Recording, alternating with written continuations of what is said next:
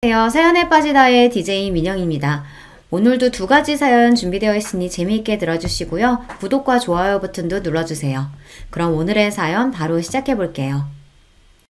안녕하세요. 저는 새침댁이지만 엄마 생각하는 마음만큼은 비단결보다 더 고운 사춘기 딸아이를 키우며 살아가는 40대 엄마입니다. 지금은 딸아이와 마치 둘도 없는 단짝 친구처럼 투닥투닥 즐겁게 지내고 있지만 사실 제가 제 아이한테 참 미안한 게 많아요.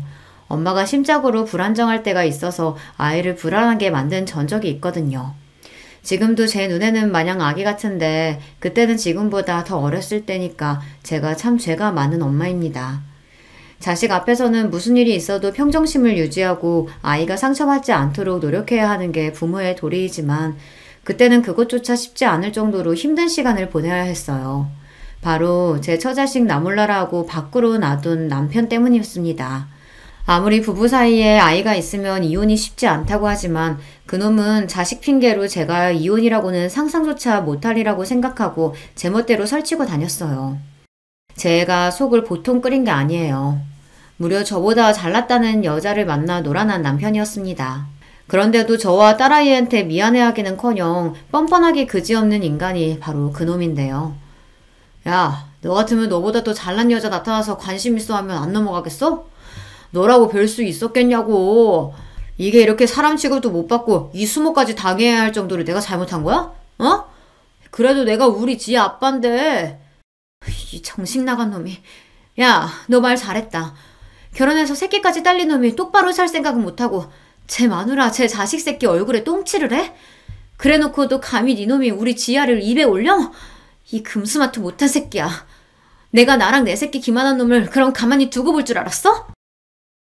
아무리 아이 아버지라고 할지라도 내 자식 생각이라고는 한 톨도 안 하는 놈을 언제까지 마냥 두고만 봐줄 수 있겠습니까? 저 역시 속이 썩어 문드러질 때까지 가슴을 치고 이를 간 끝에 결국은 제 모든 걸 다 걸고 그놈에게 철저한 복수를 감행하게 되었습니다. 사건은 지금으로부터 1년 전 무렵에 일어났어요. 당시 저는 결혼 10년 차를 넘긴 가정주부였습니다. 저희 딸아이가 12살 때였어요. 아이 나이를 보시면 아시겠지만 속도 위반으로 생긴 아이였습니다. 사실 제가 지금 남편과 그렇게 꼭 결혼하고 싶은 마음은 없었어요. 당시 소개팅을 통해 처음 만났던 남편을 2년 넘게 만나고는 있었지만 저도 직장 생활을 하고 있었고 제 생활이 꽤 만족스러웠습니다. 집안이 엄한 편이었기 때문에 본가에서 잘할 때는 할 수 없었던 취미생활이나 저 편할 대로 지내는 일상이 참 좋았거든요. 가급적이면 결혼 전에 이런 시간을 충분히 가진 후에 천천히 결혼을 하고 싶었습니다. 서경 씨는 가만 보면 우리 관계를 너무 가볍게 생각하는 것 같아. 나는 처음부터 서경 씨 아니면 결혼할 생각 없다고 할 정도로 우리 관계에 진지한데 꼭 나만 그런 것 같아. 아이, 그럴 리가 있어. 나도 태훈 씨한테 마음 없었으면 뭐하러 일부러 시간 내서 사람을 만나겠어. 내 성격 안 그런 거 잘 알잖아. 네, 제가 워낙 집순이였던지라 그 말이 틀린 건 아니었어요. 굳이 별일 없는데 외출해서 사람 만나고 그러는 게 저는 좀 피곤하더라고요. 그래서 그때까지 그 나이가 차도록 변변하게 연애도 길게 지속하지 못했었습니다. 연애라는 게 생각보다 노력이 많이 필요한 일이더라고요. 지금도 매일같이 밖에서 데이트하는 젊은 커플들을 보고 있으면 둘 다 에너지가 참 대단하다 하고 싶고 그래요. 그러니 비록 저보다 남편이 제게 더 적극적으로 다가왔다고 해도 남편에게 아예 애정이 없었더라면 저도 그렇게 수고스러운 일을 하지는 않았겠죠. 비록 결혼에 대한 견해가 서로 다르긴 했지만 말입니다. 그래서 결혼 전에 저는 피임을 참 열심히 했다고 생각하는데 또 모르죠. 남편은 호시탐탐 저랑 결혼할 기회만 엿보았으니 저 모르게 저한테 거짓말하고 피임에 소홀했을지도요. 완벽한 피임이라는 건 없다고들 하니 100% 확신을 하기는 어렵습니다만 솔직히 저는 지금도 남편이 조금 의심스럽기는 합니다. 그거야 후일담이고 어떻게 생겼든지 언제 생겼든지 간에 제 딸아이가 제 인생 그 무엇과도 바꿀 수 없는 제게 가장 소중한 존재라는 것은 변함이 없습니다. 그 아비가 어떤 인간인지와는 별개로 아이는 제게 그 이전까지는 전혀 알지 못했던 새로운 영역으로 제 삶을 확장해준 제게는 우주와도 같은 존재니까요. 워낙 보수적이고 가부장적이셨던 저희 친정아버지는 막내딸의 혼전 임신 소식에 노발대발하셨습니다. 당연히 귀한 딸 시집도 가기 전에 덜컥 임신부터 시키는 예비사회를 못 잡아먹어서 안달이셨습니다. 그러면서도 주변에 소문이라도 날까 싶어 전전긍긍 하셨으니 저희 결혼은 사실상 예정되어 있던 거나 마찬가지였어요. 남편 역시 저희 집안 사정이 그런 걸 진작 알고 있었으니 제가 결혼 전에 임신하게 되면 무조건 저랑 결혼할 수 있다는 것도 알고 있었겠죠. 비록 그 일로 장인어른의 못마땅한 사위가 되었지만 말입니다. 그래도 결혼 허락받을 때까지는 저희 아버지 앞에서 미안한 척이라도 하더니 결혼에 성공하고 나니 그때부터는 저희 아버지한테 잘 보일 노력조차 안 하더라고요. 그야말로 결혼 자체가 목적이었지 싶습니다. 살갑게 굴어도 쉽게 화가 풀리지 않을 판에 남의 딸 도둑질하듯 데려간 사위가 저희 집에서도 예뻐 보일 수 없었겠죠. 아마 결혼하고 나서라도 그 사람이 저희 집에 좀 살갑게 굴었다면 그 정도까지 되지는 않았을 텐데. 덕분에 결혼 생활 내내 남편과 저희 친정 간의 관계는 그리 좋지 못했습니다. 저희 부모님한테 안부 전화 한번 제대로 드리지 않은 것은 말할 것도 없고 명절에 자기 본가 드리는 건 당연하게 생각하면서 저희 집에는 한번 가봐야 하지 않겠냐는 빈말 한마디 안 하더라고요. 당신 진짜 해도 너무한다. 당신만 자식이야? 나도 우리 집에서는 귀한 자식이야. 명절 당일 내내 당신 집에서 뼈가 빠지게 나 혼자 일했으면 당신도 우리 집에 얼굴 한번 비춰야 맞는 거 아니야? 그렇다고 우리 집에서 당신 집처럼 당신한테 일을 시키기로 했어 뭐했어. 내 오는 음식 한 끼 먹고 오는 것도 그렇게 못하겠어? 명절연이 며칠이나 된다고 거기까지도 갔다 오냐? 당신도 직장생활 해봤으니까 직장인한테 얼마 안 되는 휴일이 얼마나 귀한 줄 뻔히 알면서 그것도 하나 이해 못해줘? 전 그렇게 가고 싶으면 지아 데리고 당신이랑 둘이 다녀오면 될 거 아니야.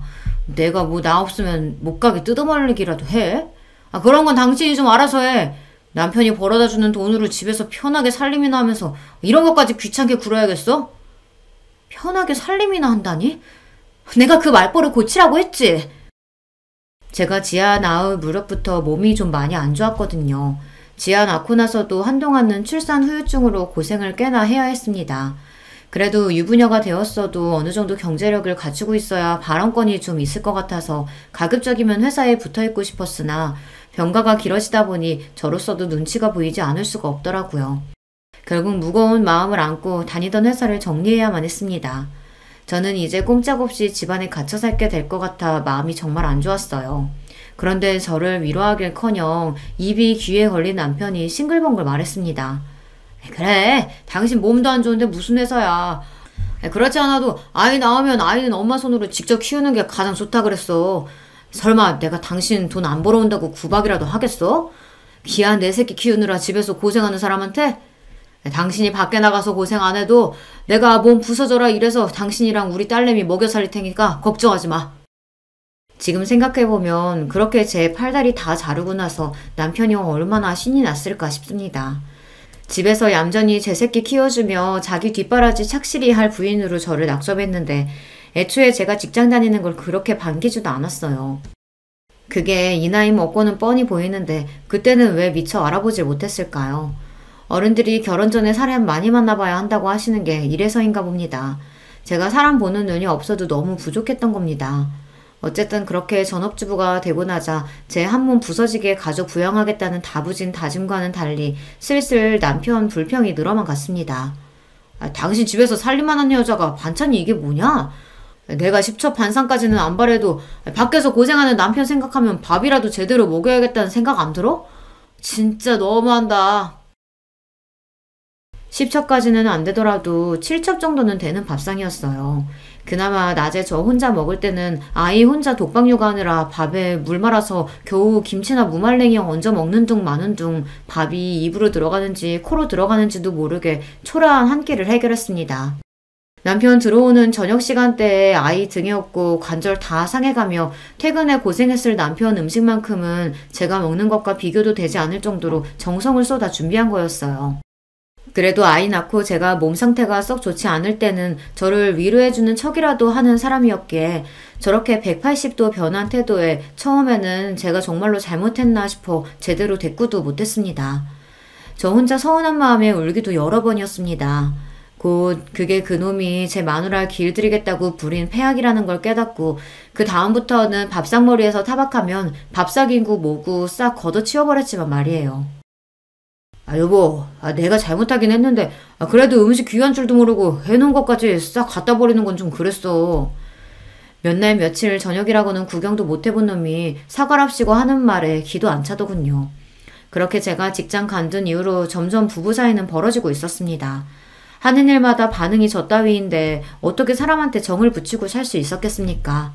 그저 이미 생긴 딸아이 아비 없는 자식 만들 수는 없으니 이 악물고 참았던 거죠. 내가 돈만 있으면 이 더러운 꼴 안 보고 우리 지아 데리고 단박에 이 집구석 박차고 나가는 건데 그런 생각을 얼마나 했는지 몰라요. 하지만 아이 낳고 경력 단절을 경험해 보신 주부님들이시라면 다들 공감하시겠지만 제 취업이라는 게 결코 쉬운 일이 아닙니다. 거기다 아이까지 딸려있으면 더하죠. 중년 여성들이 일할 수 있는 자리가 마트 캐셔밖에 없다는 소리가 괜히 나온 소리는 아니더라고요. 저도 아이 재워놓고 남편 몰래 조금이라도 돈 벌 수 있는 방법이 없을까 취업 사이트를 뒤적이다 한숨을 쉬며 덮은 적이 한두 번이 아니었습니다. 그나마도 아직 아이가 유치원도 가지 않았던 당시로서는 혼자서 집에서 독박 육아하고 있는 제가 할 수 있는 일이라고는 없었어요. 아이 키우는 것만으로도 정말 잠이 모자랄 지경이었으니까요. 자연히 남편한테는 관심이 많이 벌어졌습니다. 대화가 길어지면 꼭 사람 말투리를 잡고 늘어지는 사람이니 길게 대화를 하고 싶지도 않았습니다. 저와 몇 번의 기싸움 끝에 제가 쉽게 자기 뜻대로 고분고분해질 유형의 인간이 아님을 파악했는지 이제 남편도 특별히 할 말이 없으면 굳이 저한테 말을 붙이지는 않더라고요. 부부라고 하기엔 다소 삭막하다고 느껴질 수 있지만 애초에 저희 관계를 이런 식으로 몰아간 것 역시 남편이었습니다. 솔직히 제 입장에서는 남편에 대한 원망이 적지 않았습니다. 우리 딸이 제게 존재 자체가 축복인 것과는 별개로 아이가 생기는 과정 역시 제 입장에서는 석연치 않았어요. 결혼 이후 저나 저희 친정을 대하는 태도도 실망스럽게 짝이 없었습니다. 거기다 제가 직장 관두고 싶어 하지 않는다는 걸 뻔히 알면서 제가 회사 정리할 때 보였던 그 즐겁기 짝이 없는 태도는 또 어떻고요. 그 이후로 제 새끼 키우고 살림하느라 몸이 남아나지 않는 제 마누라를 마치 식충이처럼 취급하던 건방진 태도는 말할 것도 없습니다. 결론부터 말하자면 제 결혼 생활은 이미 실패나 다름없었어요. 집에 월급 가져오는 것 말고는 제 입장에서 이점이라고는 단 하나도 없는 결혼 생활이었습니다. 그나마 그것도 제가 결혼하지 않았더라면 제 한 몸 먹고 사는 데는 전혀 지장이 없었으니 그리 이점이라고 할 것도 못 되지만요. 그래도 어찌되었든 제 새끼 아빠이고 남편이 벌어오는 돈으로 우리 딸 먹이고 입히고 있으니 저도 제 할 도리는 최선을 다해서 임했습니다.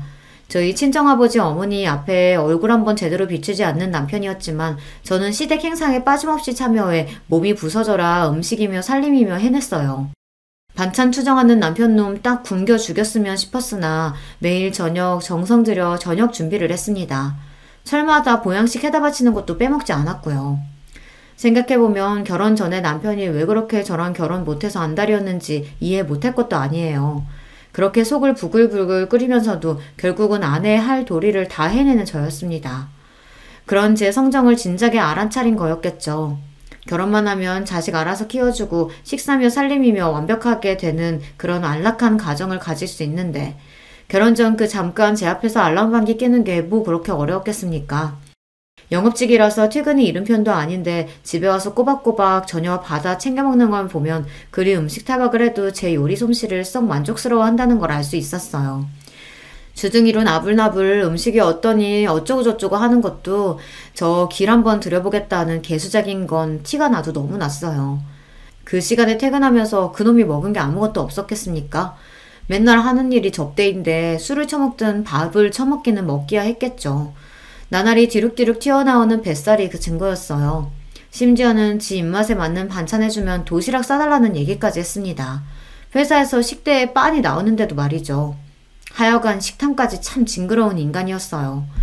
남편이 하는 일은 의료기기 영업일이었어요. 사무실에 붙어있는 때는 출근 시간이 잠깐이 대부분이었고 주로 인근 병원을 돌며 의료기기 영업을 했습니다.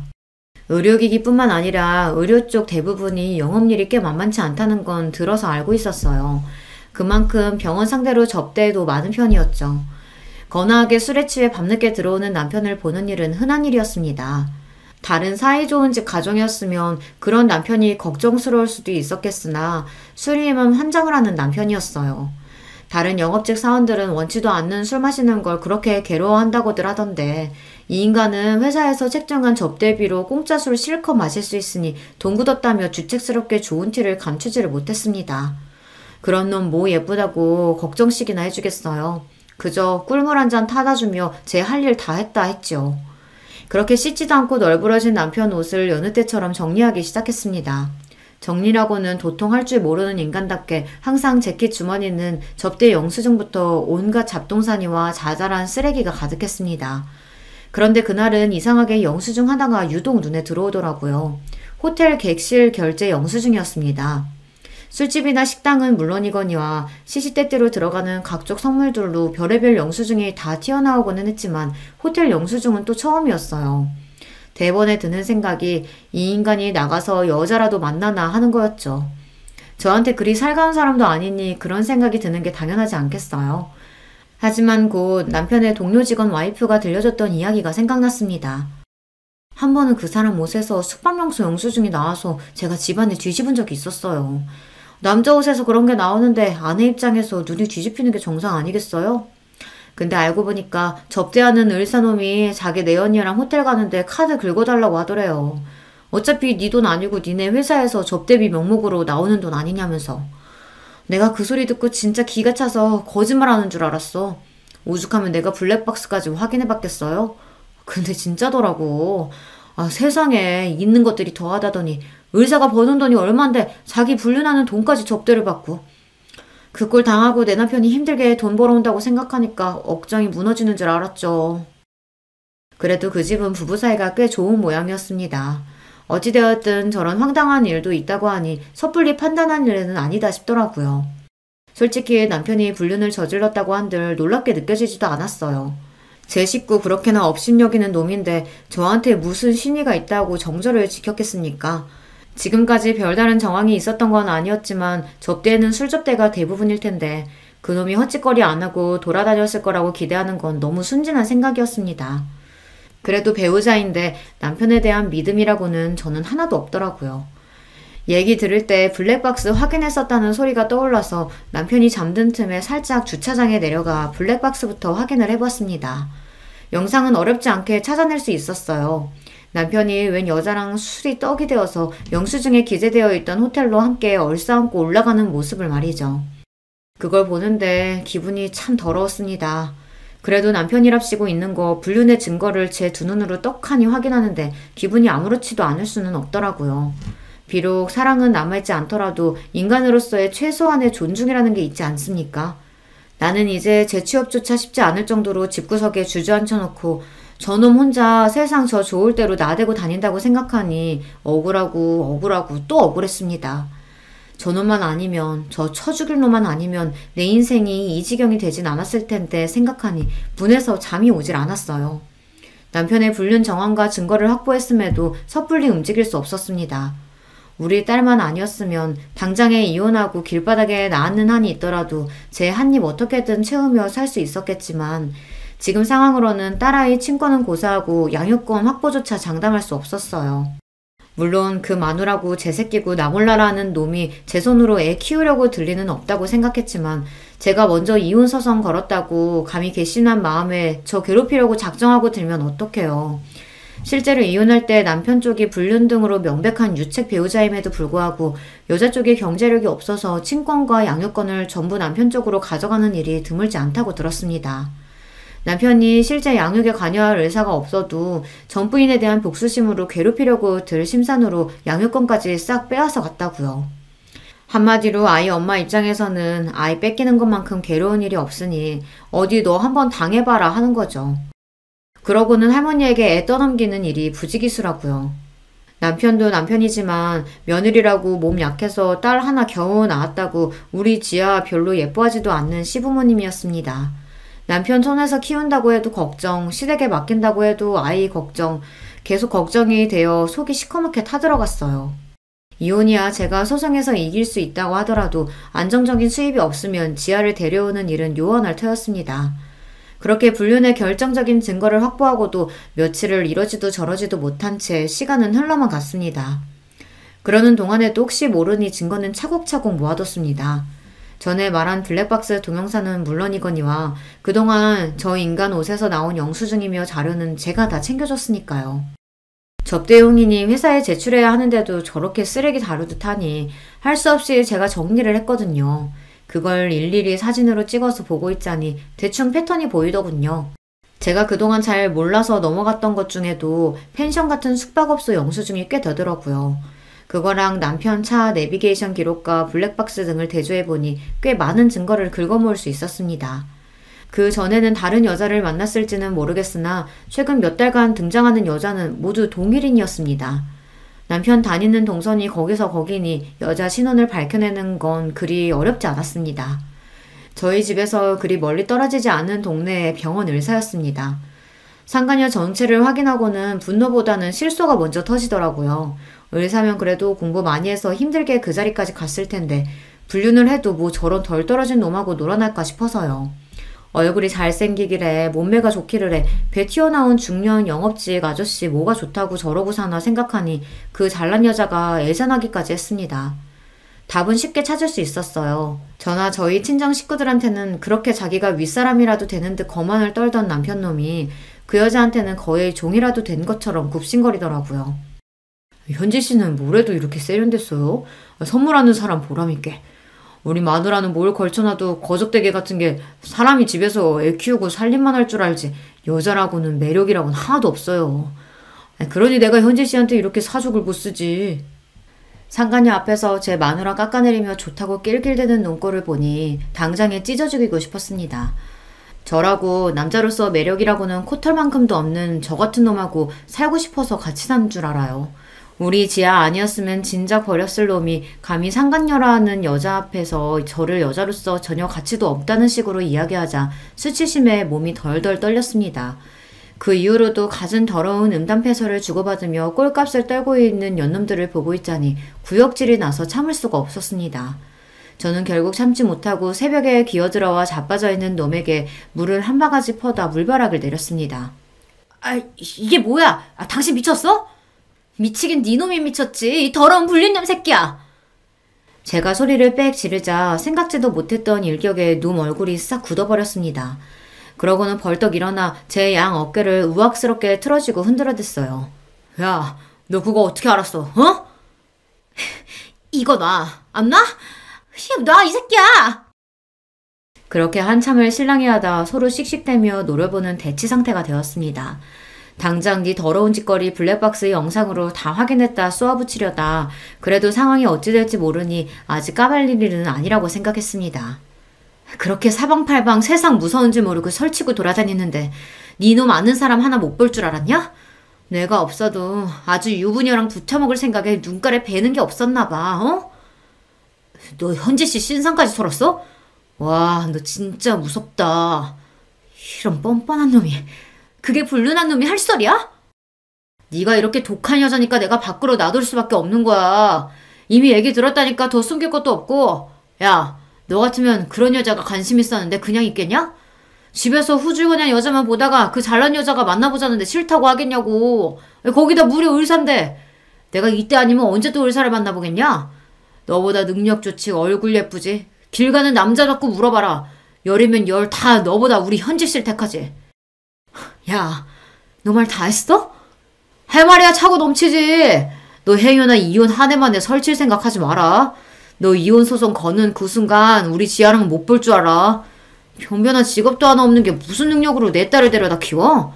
군소리 말고 넌 지금껏 하던 대로 집안일이나 하고 우리 지아나 잘 키울 생각이나 해. 너같이 아물짝에도 쓸모없는 여자를 그래도 마누라라고 데리고 살아주는 나한테 고맙게 생각하고. 알았냐? 그러고는 자리를 박차고 나가버리는 남편놈이었습니다. 저는 머리채를 잡아도 시원찮을 판에 지아 얘기가 나오자마자 말문이 막혀서 시원하게 대꾸 한번 못해준 게 억울해서 그 자리에 주저앉아 세상이 떠나가도록 엉엉 울기 시작했습니다. 그 소리에 자다 깬 지아가 후다닥 안방으로 건너왔어요. 엄마 왜 그래? 지아야. 아이가 보는 앞이니 어떻게든 진정을 해야 하는데 도저히 감정을 주체할 수가 없었습니다. 제 엄마가 나라라도 잃은 듯 처절하게 울부짖고 있는 꼴을 보는데 아이가 얼마나 놀랐겠습니까?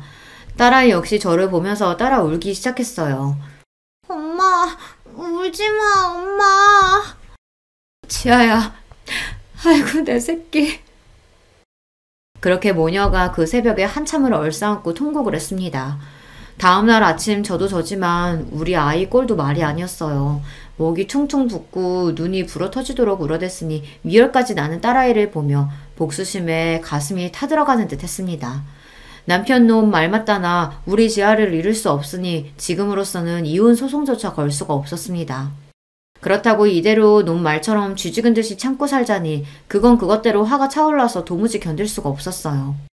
그놈이 아니라면 그 상간녀라는 여자에게라도 어떻게든 복수를 해야만 제 숨통이 트일 것만 같았습니다. 지금 생각하면 스스로도 참 어처구니가 없습니다만 저 여자가 남편 채갔으니 저도 저 여자 남편 채가는 게 공평한 일 아니냐는 생각이 들었어요. 평소에 사랑이라고는 코딱지만큼도 없는 놈인데도 말이죠. 그만큼 저도 정신이 나가 있었어요. 여자 신원을 확보했으니 그 남편이 누구인지 알아내는 것 또한 어렵지 않았습니다.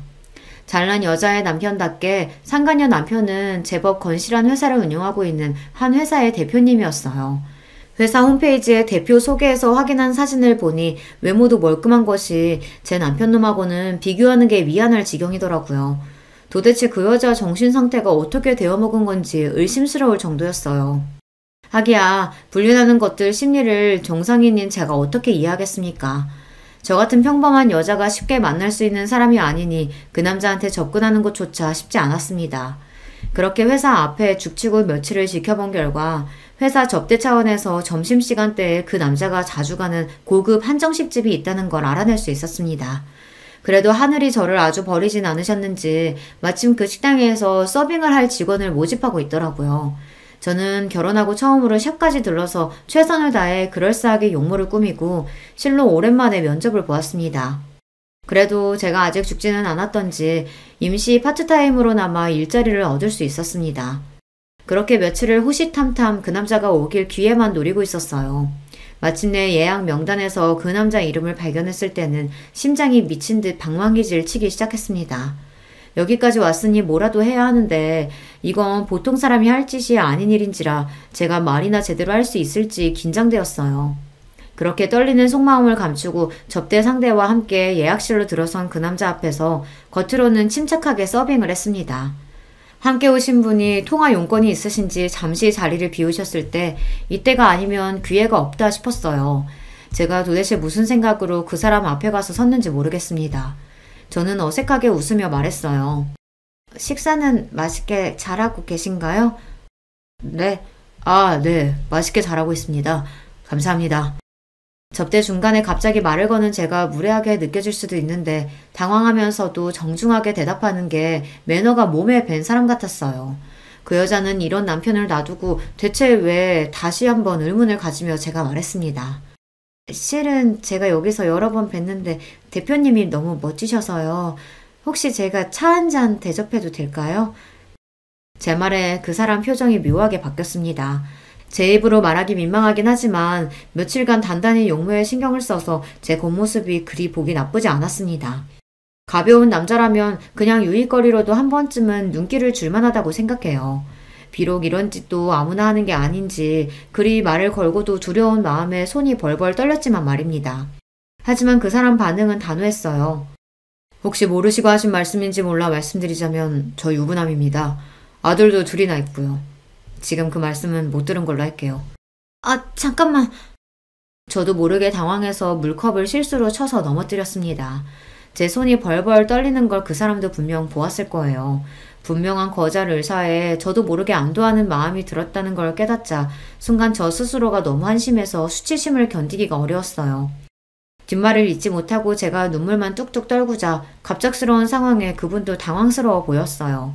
간신히 눈물을 추스르고 기어들어가는 목소리로 제가 말했습니다. 정말 죄송합니다. 제가 이러려고 그런 건 아니었는데. 김현지 씨 남편분 되시죠?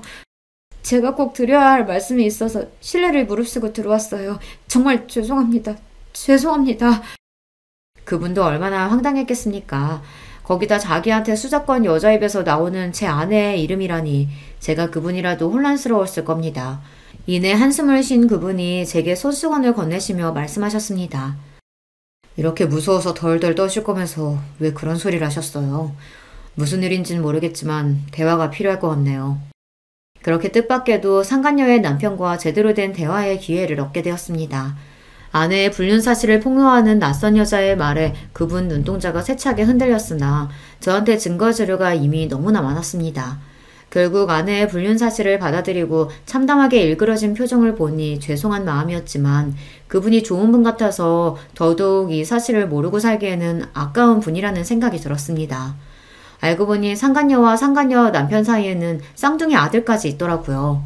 저 유복한 가정에 눈에 넣어도 아프지 않을 귀한 아들들의 자기는 을사식이나 되는 완벽한 인생을 살고 있는 여자가 도대체 뭐가 아쉬워서 제 남편놈 같은 모자란 놈하고 그리 더럽게 놀아난 건지 다시 한번 그 여자 속내를 이해할 수가 없어 답답해졌습니다. 생각보다 빠르게 마음을 추스른 그분이 제게 말씀하셨어요. 솔직히 참담한 심정이지만 이석영 씨가 저한테 알려주지 않으셨다면 저는 아무것도 모르고 아내에게 속아서 살았겠죠. 그건 정말 감사드려요. 하지만 이석영 씨도 남편에 대한 분노가 크신 것 같은데 왜 이혼하지 않고 저한테 이런 방식으로 접근하신 건지 이해가 안 가네요. 저랑 우리 딸 기만한 저런 놈 당장이라도 버리고 싶지 않은 거 아니에요. 대표님은 넉넉하신 분이니까 제 마음 이해 못하시겠지만 아무리 상대방이 유책 배우자라고 해도 아이 양육할 조건을 갖추지 못하면 아이 데려오는 게 쉽지 않아요. 그 인간 만나면서 직장도 원치 않게 그만둬야 했고 아이 키우면서 그간 공백이 짧지 않으니 제대로 된 직장 구하는 일도 쉽지 않은데 어떻게 쉽게 이혼 소송을 걸겠어요. 그러다 우리 딸 뺏기면요. 그놈도 그걸 아니까 불륜 저지르고도 저렇게 뻔뻔하게 나오는 거겠죠. 아마 그놈은 제가 대표님 만날 거라고는 상상하지도 못할 거예요. 자기 뜻대로 분해도 숨죽이고 제 뜻대로 살아줄 줄 알았겠죠.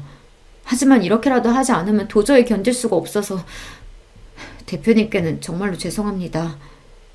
제가 그분께 아내의 불륜 사실을 알려드리기는 했으나 그렇다고 좀 전에 무례가 용납되는 건 아니었습니다. 제가 미쳐도 정말 단단히 미쳤었던 거예요. 우리 지아를 두고 남편놈이랑 똑같은 더러운 짓을 하려고 했다니 이건 저희 딸에게 속으로 평생을 사죄해도 모자랄 겁니다. 제 사정 설명을 듣고 그분은 생각이 많아 보였습니다. 그러면 이렇게 하는 건 어떻겠습니까? 그렇게 그분 입에서 나온 말은 제 입장에서는 두 눈이 번쩍 뜨일 정도로 실로 놀라운 것들이었습니다. 그렇게 저희는 그날 날이 다 저물도록 두 눈을 형형히 빛내며 오랜 시간 심도 있는 대화를 나누었습니다. 그리고 또 며칠의 시간이 흘렀습니다. 제가 놈 불륜 사실을 알고 있음을 폭로한 다음부터 남편 놈은 자기한테 여자가 있다는 사실을 이제 감추지도 않았습니다. 오히려 그걸로 제가 상처를 입었다는 사실을 눈치채고는 간만에 풀이 죽은 제 모습에 흡족해 하기까지 해보였어요. 저는 놈이 그렇게 계속 착각 속에 살 수 있도록 평소와 다름없이 아이를 돌보고 그 쳐죽여도 모자랄 놈 저녁까지 따박따박 해다 바쳤습니다. 돼지처럼 처먹는 놈 목구멍에 콱 음식을 처박아서 죽여버리고 싶었으나 이것도 며칠만 참으면 된다고 애써 스스로를 달래며 때를 기다렸습니다. 그렇게 며칠 후 남편의 회사 게시판과 그 지역 최대 인터넷 커뮤니티에 익명의 글이 하나 올라왔습니다. 유부남 회사 직원과 역시 유부녀인 접대 대상 여의사의 불륜 정황이 담긴 동영상이 포함된 게시글이 말이죠. 바로 남편놈과 상간녀의 불륜 증거였습니다. 곧장 지역 커뮤니티가 터질 정도로 반응이 뜨거웠어요.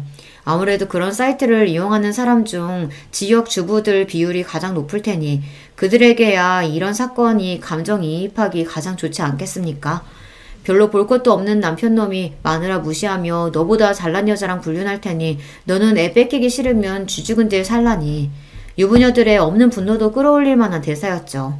모자이크로 연놈들 눈만 가린 영상은 사실상 그냥 대놓고 둘 얼굴을 공개한 거나 다름없었습니다. 신상 털리는 건 순식간이었어요. 이 지역에서 일어난 일이니 한 달이 건너면 누구든 알아대는 건 너무 쉬운 일이었죠. 당장에 그 여자 병원부터 쑥대밭이 되었습니다. 저 여자랑 엮였다가 내 남편도 눈 돌아갈지도 모른다는 유부녀들의 특유의 유대는 아주 효과적인 도화선이 되어주었어요. 한나절도 지나지 않아 온 동네에 상간녀로 신상이 싹 퍼진 그 여자 피부과는 지역 블랙리스트에 당당하게 이름을 올리는 기염을 토했습니다. 피부과 고객들이 대부분 여자인데 온 동네 여자들의 공공의 적이 되었으니 이 동네에서 병원 장사하는 건 텄다고 봐야죠. 야, 너 미쳤어? 너 죽고 나 죽자는 거야, 뭐야? 남편님이 회사에서 이미 욕이며 봉변은 다 당하고 왔는지 씩씩대며 들어오는 거를 보니 드디어 내가 바라는 대로 착착 이루어지고 있구나 싶어 속이 다 시원했습니다. 감히 나한테 화를 내는 놈 면상에 있는 대로 힘을 실어 싸대기를 철썩 내려쳤어요. 하루 만에 완전히 뒤바뀐 제 기세에 놈이 얻어맞은 면상을 부여잡고 어안이 벙벙해져 멍청하게 저를 쳐다보았습니다. 더러운 짓거리는 네가 했는데 왜 내가 죽어? 죽는 건 네 놈이랑 네 그 잘난 상간녀 그년이야. 너 진짜 제정신이야? 진짜 지아 뺏기고 싶어? 네 놈 주제에 무슨 수로 감히 나한테 우리 지아를 뺏어? 네 놈은 이제 네 놈 자리 보존하는 것도 목숨을 걸어야 할 판에.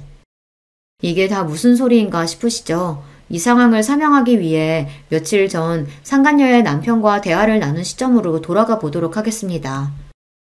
저한테는 제 딸하고 같이 있는 게 가장 중요해요. 그 모욕을 당하고도 제가 참고 있는 건 그 이유밖에 없어요. 저도 자식 키우는 아버지입니다. 이석영 씨 마음 이해 못하는 거 아니에요. 그래서 말인데 우리끼리 힘을 합쳐보는 건 어떻습니까? 힘을 합쳐요? 네, 저도 배우자한테 이런 살떨리는 배신을 당해놓고 그 여자랑 계속 같이 살지는 못할 것 같아요. 제 쪽에서야 그 여자가 유책 배우자고 저한테 양육 능력이 있으니 소송은 제가 이기겠죠. 하지만 이석영 씨 남편도 저한테는 가해자 아닙니까? 기껏해야 저는 상간남 소송이나 할 수 있겠죠. 저는 둘 다한테 복수하고 싶습니다. 이석영 씨도 그걸 원하는 거 아닙니까? 그렇게 할 수만 있다면야 더 바랄 게 없지만 어떡해요? 이혼 소송하시는 거 제가 도와드릴게요. 뜻밖의 제안에 너무 놀란 나머지 말문이 막혔습니다. 그런 저를 보고 제가 망설이는 줄 알았는지 그분이 저를 설득하겠다고 다급히 설명을 이었습니다. 아이 뺏길까봐 이혼을 주저하시는 거 압니다. 그러면 아이만 확실히 데려올 수 있다면 되는 거 아니겠어요? 그러면 그놈이 아이 양육할 수 없도록 가진 걸 다 빼앗으면 될 일이죠. 그만한 복수가 또 어디 있겠어요. 아이 데려오려면 안정적인 일자리가 필요하다고 하셨죠. 그것도 제가 주선해드릴 수 있습니다. 제 지인 중에 급히 사무 보조 직원을 구하는 사람이 있거든요. 단순 업무라서 연봉이 그렇게 높진 않을 테지만 제 소개면 인턴 기간 없이 바로 정직원으로 채용해 줄 거예요. 그 친구가 사람이 참 괜찮아서 직원 처우도 나쁘지 않아요. 그 정도면 아이 친권 양육권 가져오는데 무리가 없을 거예요. 남편놈에게 복수하는 것도 모자라서 안정적인 일자리까지 제안받다니 이게 꿈인가 생시인가 싶었습니다. 저한테야 정말이지 꿈 같은 이야기지만 어떻게 염치도 없이 그렇게까지 받을 수가 있겠어요. 이혼 도와드리는 건 제 순수한 호의가 아니라 저로서도 복수 때문에 이석영 씨 이용하는 거나 마찬가지예요. 일자리 주소는 그에 대한 대가이자 저한테 사실 알려주신 감사의 표시라고 생각해 주셨으면 합니다. 안 그랬으면 저도 그 여자한테 이용만 당하고 호구 누르시나 했을 테니까요. 그 여자 병원 다 제 돈으로 차려준 겁니다. 없는 집안에서 머리 하나 좋아 을사된 여자 저 만나서 호강시켜주겠다고 지금껏 아낌없이 퍼주며 살았어요. 병원 실소유자도 제 명의로 되어 있어요.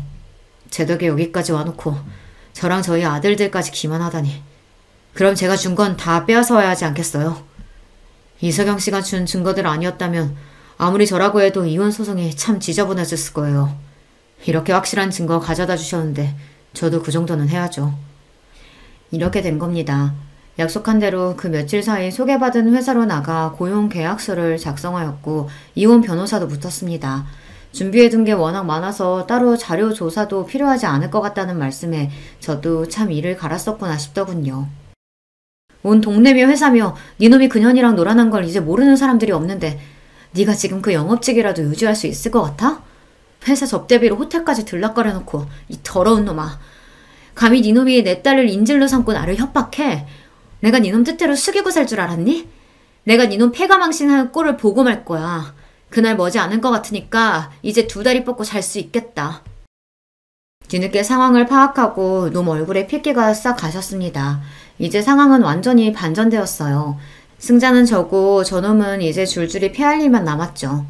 사태를 돌이킬 수 없음을 깨달았는지 그렇게 거만 떨던 놈이 제 앞에 부끄러운 줄도 모르고 무릎을 꿇었습니다. 여보, 제발 나 좀 살려줘. 나 우리 지아 아빠잖아. 천륜을 어떻게 끊어. 지아도 아빠가 회사 쫓겨나고 알고지돼서 집까지 쫓겨난다면 얼마나 마음이 아프겠어. 우리 지아를 봐서라도 제발 여보. 그 더러운 입 닥쳐. 나를 우리 친정 식구들을 사람 취급도 안 한 주제, 자식이라고 한 번 살갑게 안아주지도 않은 주제 니놈이 무슨 아비 자격이 있다고. 너 같은 쓰레기 같은 놈은 우리 지하 옆에서 꺼져주는 게 마지막 아비로서 할 도리야. 그리 잘났다는 네 상간녀 언니랑 껴안고 같이 살면 되겠네. 아, 그 여자도 지금쯤 집에서 쫓겨났을 테니 이제 서로 별 볼 일 없으려나? 밖에 추운데 둘이 껴안고 있으면 좀 덜 춥지 않겠어? 꼴도 보기 싫으니까 내 집에서 썩 꺼져. 그렇게 그 더러운 상간남을 제 집에서 쫓아버렸습니다. 정말이지 기분이 날아갈 것만 같았습니다. 놈을 제 인생에서, 우리 딸아이 인생에서 치워버릴 수 있다니 이게 꿈인가 생시인가 싶었습니다. 아마 그분 도움이 없었더라면 이런 시원한 결말은 상상조차 할 수 없었겠죠. 비록 배우자의 불륜 때문에 만난 얄궂은 인연이기는 합니다만 저한테는 분명 귀인이 틀림없었습니다. 더러운 불륜 이야기에 회사 이름이 떡하니 들어가게 만들었으니 회사 윗선에서도 남편놈에게 노발대발했습니다. 가서 계약 따오라고 쥐어준 회사 돈으로 제 불륜 노름하는 데 쓴 것도 모자라 호텔비까지 댔으니 명백한 횡령이기도 했죠. 남편이 해고되기까지는 긴 시간이 걸리지 않았습니다. 어디 해고뿐이겠어요. 회사 이름에 먹칠한 것도 모자라 횡령까지, 회사에서 놈에게 소송까지 들어갔더라고요. 무려 사측에서 개인에게 건 소송인데 놈 주제에 당해낼 지간이 있겠어요. 결국 거액의 배상금까지 물게 되었는데 그놈이 무슨 재간으로 그걸 갚아나갈지는 궁금하지도 않네요. 이혼 소송은 볼 것도 없이 저의 대승으로 끝났습니다. 불륜에 자녀 양육권을 두고 협박까지, 죄질이 너무 안 좋아 그런지 재판부에서도 이례적으로 많은 위자료를 책정해 주었습니다. 덕분에 지금 저희가 사는 집은 완전히 제 명의가 되었어요. 우리 딸 친권, 양육권도 당연히 저한테 왔죠. 놈에게 양육비가 책정되기는 했으나 놈 주제에 그거 보낼 능력이 있을까 모르겠네요. 양육비 안 보내면 저도 애 얼굴 보여주지 않을 좋을 구실이 될 테니 뭐 아쉽지는 않습니다. 상견녀 집안 역시 쑥대밭이 되었습니다. 잘난 아들 부족한 집에 장가 보낸 것도 아쉬웠는데 그 며느리라는 여자가 불륜까지 해서 아들을 기만했으니 그 시댁도 가만히 있지 않더라고요.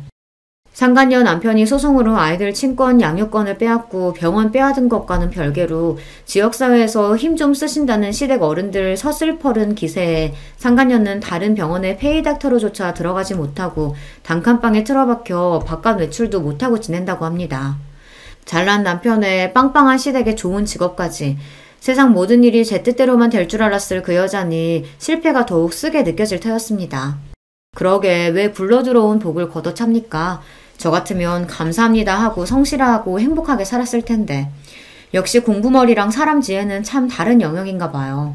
상간녀 남편으로부터는 일이 다 끝나고 나서 감사 인사를 받았습니다. 아이 선물까지 잔뜩 보내셔서 손사래를 쳤으나 끝까지 저한테는 참 좋은 분이셨어요. 우리 아이들 그런 여자 밑에서 자라지 않게 할 수 있게 한 것만으로도 이석영 씨한테 평생 갚지 못할 빚을 진 거나 다름없습니다. 부디 거절하지 마시고 따님한테 잘 전달해 주세요. 앞으로 따님과 두 분이서 잘 지내시길 바랄게요. 그 이후로 그분과 따로 연락하고 지내지는 않습니다. 고마운 인연이긴 하지만 사실 서로 껄끄러운 관계이기도 하죠. 마음으로나마 저 역시 그분과 그 아드님들이 부디 잘 지내시기를 진심으로 바라고 있어요. 소개해주신 일자리는 생각보다 훨씬 괜찮았어요. 말씀하신 대로 직원 처우가 굉장히 좋아 일에 적응하기도 수월했습니다. 정시 퇴근하고 집에 돌아오면 학원 마치고 돌아온 아이와 둘이 좋아하는 음식을 번갈아 함께 만들어 먹으며 즐거운 저녁 시간을 보내곤 합니다. 그놈이랑 같이 살 때에는 저 좋은 음식만 찾는 통에 저희 좋은 건 늘 따로 숨어가며 먹곤 했거든요. 그 식충이 없으니 집안이 이리도 평화롭네요. 저희는 이렇게 살고 있습니다. 집안 분위기 어둡게 만드는 제 아비가 없으니 한층 밝아진 아이 덕분에 웃을 일이 끊이질 않아요. 여러분들도 소중한 사람들과 웃고 사는 하루 되시길 바라며 이만 제 이야기를 마치겠습니다. 들어주셔서 감사합니다. 안녕하세요. 저는 30대 초반 여성입니다. 오늘 제 이야기를 여러분들에게 좀 들려드릴까 합니다. 사실 아무에게도 말하지 않고 그냥 혼자 끙끙 앓기도 했었는데 그런 게 무슨 소용인가 싶어요. 뭐 지금은 큰일은 다 해결되기도 했고요. 제 입으로 이런 말 하기 좀 그렇지만 저는 성격이 진짜 좋아요. 이건 제 주장은 아니고 제 주변 사람들이 입이 닳도록 저에게 하는 칭찬입니다. 제가 생각해도 저는 잘 참기도 하고 딱히 누군가와 싸우는 것도 좋아하지 않는 평화주의자거든요. 좋은 게 좋은 거라는 생각을 늘 가지고 살기 때문에 남과 부딪힐 일을 딱히 만들지 않아요. 혹시 누가 와서 부딪히려고 해도 제가 피하는 타입입니다. 그래서 남들이 볼 땐 정말 무던하고 잘 참고 또 성격이 좋은 걸로 보이죠. 실제로도 그렇고요. 그런데 그런 저에게도 도저히 참을 수 없는 일이 생긴 적이 있거든요. 오늘은 그 일에 대해 이야기를 하려 합니다. 우선 그 일을 제대로 잘 이야기하려면 저의 배경부터 설명을 해야겠네요. 그니까 집안 환경, 학벌, 사람들이 흔히들 이야기하는 조건이라는 건 말입니다. 저는 부유한 집안에서 나고 자란 편이에요. 그렇지만 사람들은 그런 줄 잘 모릅니다. 왜냐고요? 그건 정말 유별난 저희 부모님의 지론 때문이에요. 그게 잘못됐다거나 틀렸다는 건 아닙니다. 다만 좀 답답할 뿐이에요. 그게 뭐냐면 뭐든 드러내지 않으시는 거였어요. 무슨 비밀도 아닌데 자신들의 직업을 어디 가서 이야기하지 않으셨습니다. 어머니는 나름 이름이 좀 알려진 화가시고 아버지는 교수신데 정말 친한 친구들 말고는 아무도 저희 부모님 진짜 직업을 모르세요. 그게 자랑거리가 아닌데 사람들이 자랑거리처럼 받아들이는 게 너무 싫으시다고요. 오죽하면 제 고등학교 담임선생님들은 엄마가 그림 그리는 걸 취미로 삼는 전업주부에 아버지가 그냥 대충 애들 가르치는 일을 한다 정도로만 아세요. 학교에서 애기들 가르쳐요. 초등학교 교사인 줄 아는 사람이 대부분입니다. 나름 대한민국에서 제일 공부 잘한다는 학생들만 간다는 대학 교수를 있으면서 자기소개를 저렇게 한다니까요. 대단히 청렴결백해서 그러신가 보다 그냥 남들 앞에서 으스대는 느낌을 본인들이 받는 걸 극도록 싫어하시는 것 같아요. 그래서 저도 어디 가서 저희 부모님이 뭐 하시는지에 대해서 습관적으로 말하지 않는 버릇 아닌 버릇이 생겼어요. 어느 정도냐면 제가 결혼을 했는데 저희 시누이가 저희 어머니와 아버지의 정확한 직업을 모릅니다. 그냥 학생들 가르치는 걸로 그 정도만 알고 있어요. 저희 부모님은 제 인생에 별 관여를 하시지 않는데 이것 또한 어느 정도냐면 제가 적성에 안 맞는다며 대학을 그만둔다 했을 때도 그래라 이 한마디가 전부였을 정도예요. 제가 대한민국에서 가장 좋은 대학을 들어갔거든요. 저희 집 분위기 어느 정도인지 아실 수 있겠죠? 그런 집에서 나고 자라서 그런지 저는 저에 대한 이야기를 남에게 잘하는 편이 아닙니다. 남편에게도 그랬어요. 아르바이트를 하다 만난 남편은 제가 가난한 집 딸인 줄 알았다 했습니다. 그래서 저희 집에 인사 갔을 때 생각보다 집이 평범해서 놀랐다고 했어요. 그럼 다 쓰러져가는 집에서 살 줄 알았어? 아니, 그 정도는 아니었지만 그래도 평범해서 놀랐었어. 사실 평범한 게 아니긴 하지만 말이야. 시댁 어르신들도 저희 어머니 아버지가 뭘 하시는지 잘 모르십니다. 남편이 대충 말했다고는 했는데 아마 자세히는 모르실 거예요. 앞서 말했듯 저에게는 시누이 한 명이 있습니다. 사실 일찍 공부한다고 유학이다 뭐다 한국에 없었던 시절이 길었던 탓인지 남편은 본인의 누나와 그렇게 썩 친하지도 교류가 있지도 않아요. 그래서 그런지 만날 일도 적었습니다. 시누이에 대한 인상은 그닥 좋은 편이 아니긴 한데 그 이유를 말씀드려야겠죠? 시누이는 상년회 때부터 저를 마음에 들어하지 않는 게 티가 났어요. 아무리 그래도 어른들끼리 만나는 자리에선 조금 조심하는 게 일반적인데 숨기지 못했는지 아니면 애초에 숨길 생각이 없었던 건지 시누이는 제가 마음에 들지 않는다는 느낌을 팍팍 냈습니다. 그 이유는 그날 저녁에 바로 알 수 있었어요. 우리 엄마 아빠 진짜 며느리 욕심 없어. 요즘 세상에 고졸 흔하지 않은데 그걸 그냥 단번에 허락하네. 누나! 얘, 너는 사람을 앞에 두고 그런 말을 하니? 아니, 나는 그냥 순수하게 대단하다고 생각하는 건데? 누가 봐도 비꼬는 말투였거든요. 시어머니가 제 눈치를 슬쩍 보셨지만 웃어넘겼습니다. 저도 한마디 하고 싶긴 했지만 그러기 싫었어요. 그냥 다 말하지. 자기 학교 어디 나왔는지나 집안 배경 같은 거. 그런 걸로 태도가 바뀌신다고 그게 진짜인 것도 아니고 괜히 이런저런 말 나오는 게 더 싫어 난. 어디 대학 그만뒀다라고 하며 사람들마다 입을 댔거든요. 그 좋은 학교를 왜 대체 무슨 생각으로 와 같은 말이죠. 저는 사실 그 말이 더 듣기 싫었어요. 제 선택을 자신들의 기준으로 판단하는 말이죠. 저는 지금 충분히 행복하고 만족하며 사는 중인데 말입니다. 한 번은 그런 일이 있었던 적이 있어요. 엄마의 지인분 중 한 분이 제가 학교를 다니지 않는 것 같으니 제가 무슨 일을 하는지 왜 학교를 다니지 않는지 꼬치꼬치 물어보시다가 제 대답을 듣고 거의 1시간 가까이 잔소리를 하신 적이 있거든요.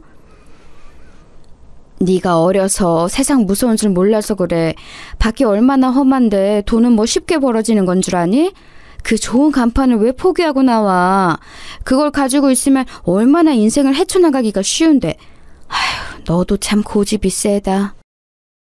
엄마의 지인분이라 아무 말 없이 듣고만 있었는데 엄마도 참고 있었던 건지 어쨌던 건지 듣다 한 소리 하셨었던 기억이 납니다. 하기 싫은 걸 하면서 불행한 삶을 사는 것보다 낫지 않겠어요? 요즘 애들 그런 식으로 억압하고 그러니까 사회 문제도 많이 생기는 거 아니에요. 저는 그냥 우리 애 하고 싶다는 거 하게 하려고요. 아유, 그래도 그게 아닌데 그 학벌이 너무 아까워서 그렇죠. 이 소리를 정말 거짓말 안 하고 만나는 어른들에게 다 들은 것 같아요. 물론 저를 위해서 해주시는 이야기인 거 알고 있고 감사하는 마음도 있지만 똑같은 이야기를 계속 듣다 보면 질리는 건 어쩔 수 없잖아요. 그때부터 저는 어디 가서 제가 어느 학교를 들어갔었는지 말하지 않는 습관 아닌 습관이 생겼습니다. 저는 학교를 그만두고 원래 좋아하고 하고 싶어 하던 빵 만드는 일을 배웠어요. 그리고 지금은 동네 유명 빵집에서 일하고 있고요. 남편은 제가 나온 대학은 아니지만 그래도 이름만 들으면 다 알만한 좋은 학교를 나와서 취직도 잘했습니다. 남편이 면접을 보러 다닐 때 제가 아는 분을 통해서 정보를 많이 줬거든요. 면접은 어떻게 보는 게 좋고 뭐 그런 것들 말이죠. 부모님 덕분에 인맥이 넓은 편이라 여기저기 좀 아는 분들이 많거든요.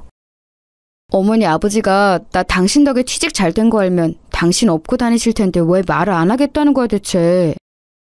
그게 부담스러운 거야 자기야. 어렸을 때 저희 부모님이 왜 그런 걸 그렇게 싫다고 하셨는지 다 커보니 이제는 알겠더라고요. 오히려 그게 더 부담스럽고 싫어서 남편에게 그냥 먼저 나서서만 말하지 말아달라고 부탁했어요. 저희가 나서서 이야기하지 않으면 알게 되실 일 없는 문제라고 생각했습니다.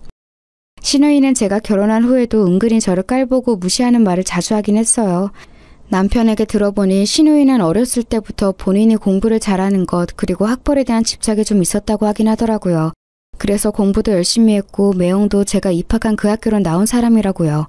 한날은 뉴스를 보면서 열심히 우리나라 경제에 대해 이야기하다가 저와 눈이 마주쳤어요.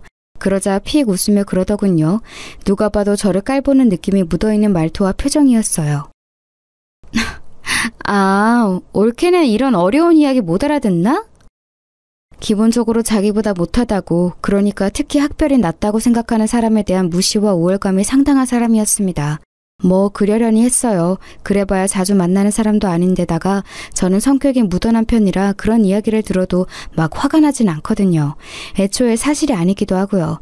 시누이가 나온 대학보다 제가 입학한 학교가 더 좋은 학교였거든요. 그렇게 뭐 기분은 나쁘지만 큰일은 없는 상태로 나름 잘 지냈습니다. 기본적으로 남편과 저는 사이가 좋은 편이었던지라 딱히 영향을 받지 않기로 했고 말이죠. 그러던 어느 날이었어요. 남편이 이러더군요. 아마 그냥 지나가는 이야기로 한 것 같았습니다. 누나가 교수 임용을 준비하나 봐. 박사학위 때문에 논문을 쓰고 있다는 이야기는 들었었는데 교수를 준비한다는 소식에 어느 학교인지를 물었습니다. 근데 뜻밖의 저희 아버지가 몸담고 계시는 학교였더라고요.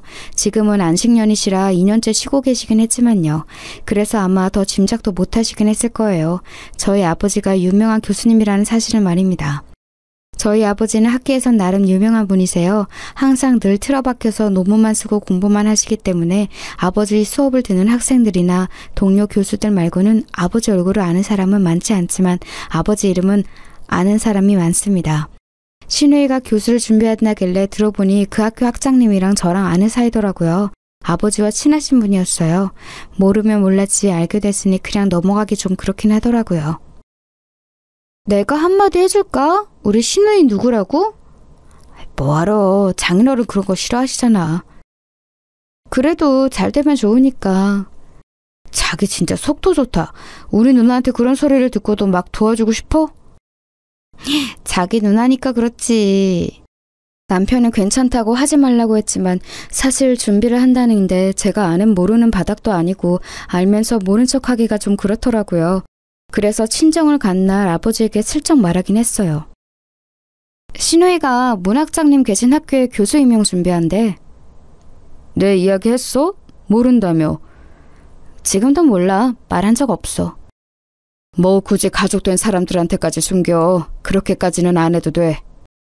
딱히 숨긴다기보다 귀찮은 일 많아지는 게 싫은 거지. 엄마 아빠 누구다 하며 부탁 들어오는 게 한두 개인 줄 알아? 그랬더니 아버지가 허허거리며 미안하다고 하시더군요. 그리고 얼마 뒤에 전화가 왔어요. 문학장님께 딸내미 신우이가 거기 교수 지원한다고 했더니 이름 물어봐서 말해줬다고. 본의 아니게 백을 쓴 것 같았지만 뭐 실력이 아예 안 되는 사람은 아니었거든요, 신우이가. 그래서 그냥 좀 도와줬다고만 생각했어요. 뭘 바란 것도 아니었고요, 사실. 그리고 얼마 뒤 교수 임명이 확정되었다고 시댁에서 전화가 왔습니다. 그래서 가족들끼리 다 같이 밥을 먹기로 했다고요. 가서 말해. 자기가 도와줬다고. 뭐하러 그런 소리를 해. 그러자고 한 것도 아니고 나는 진짜 말 한마디 보탠 건데. 그리고 이렇게 한번 해줬다 그러면 다른 부탁도 여기저기서 들어오는 거 진짜 귀찮아. 나는 완전 생색내고 싶을 것 같은데 자기네 진짜 신기하단 말이야. 저는 정말 순수하게 생색낼 생각 없이 신우이를 축하만 해주러 나간 자리였습니다. 그런데 그 자리에서 일이 터졌어요. 요즘은 이혼이 흠도 아니잖아. 갑자기 뜬금없이 대화의 주제를 이혼으로 돌리더라고요. 저는 갑자기 그러기에 요즘 신우네 부부 사이가 좋지 않나 하는 생각만 하고 있었습니다. 그런데 그 화살은 저희를 향한 거였더라고요. 너희 애도 없잖아. 그거 지금 우리한테 하는 소리야? 너 이번에 승진 누락됐다며? 사실 얼마 전에 남편이 승진 시험을 봤는데 잘 봤다고 잘 될 것 같다는 이야기를 한 것과 달리 발표에는 남편 이름이 없었거든요. 그래서 그냥 자기보다 시험을 잘 본 사람이 있나 보다 했는데 그게 아니었던 겁니다. 실은 남편의 승진이 누락되는 과정에서 윗선의 개입이 있었고 남편 대신 승진한 사람의 부인이 그 윗선의 누군가의 부인과 동문이라는 이야기가 회사 내에 파다하게 소문이 돌았다더라고요. 남편과 저는 몰랐지만 그 이야기를 듣고 나서도 막 엄청 억울하거나 아쉽다거나 하진 않았어요. 워낙 낙관적인 성격들이라 다음에 또 기회가 있겠지 하고 넘겼었습니다. 그런데 신우이가 그 이야기를 어디서 듣고 왔는지 알고 있더라고요. 남편이 약간 짜증난다는 말투로 신우이를 보면서 말을 이어갔습니다. 그게 무슨 상관이 돼 대체? 요즘같이 인맥이 다한 시대에 물론 나는 인맥 없이 실력으로 된 거지만 그래도 대부분은 인맥이나 학벌이 다잖아. 그래서? 네가 부인을 잘 만났어 봐. 이번 승진도 네가 됐겠지. 네가 훨씬 평판도 좋고 시험도 잘 봤다며? 그게 그거랑 무슨 상관인데? 내가 승진 하나 하겠다고 와이프랑 이혼이라도 해야 한다는 거야? 단순히 네 승진 문제가 아니잖아? 앞으로 주구장창 네 앞길을 막을 텐데. 내가 무슨 대단한 일을 한다고 부인이 학력이 좋지 않다는 이유 하나만으로 이혼을 해? 누나 지금 제정신이야? 저는 진짜 어이가 없어서 가만히 쳐다보고만 있었거든요. 시댁 어르신들이 말려보려 했지만 이미 이성을 잃은 듯 신우이는 입에서 나오는 말을 생각 없이 그냥 뱉고 있었어요. 교수 임명되자마자 여기저기서 가족들은 뭐하냐 물어보는데 내가 쪽팔려서 올케가 뭐하는 사람인지도 말을 못하잖아. 교수인 사람이 올케가 고졸이라고 하면 사람들이 뭐라고 생각하겠어? 어? 그러니까 결국 누나가 쪽팔리니까 나보고 이혼을 하라는 거네. 나 생각해주는 척 하더니 너한테도 그게 좋으니까 하는 말 아니야. 솔직히 저런 생각을 가지고 있는 사람인 거 모르는 바도 아니었고 딱히 별 생각도 없었지만 저렇게 노골적으로 이혼을 하라는 둥 하니까 화가 나긴 하더라고요. 아니 사실 많이 화가 났습니다. 본인이 어떻게 그 자리에 갔는지도 모르고 저렇게 오버하는 게 가짱기도 했고요.